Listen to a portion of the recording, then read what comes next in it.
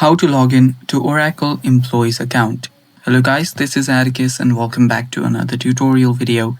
In today's video, I'll teach you guys how you can log in into Oracle's employee portal. So without any further ado, let's dive right into it. So first step is first open up a web browser. Any web browser is fine. I will be using Google Chrome. Then on the search bar, simply search for Oracle Employee Self-Service Portal or simply Employee Portal like this. So after you choose that, you'll find this option that says Oracle Sign In. You can open that up.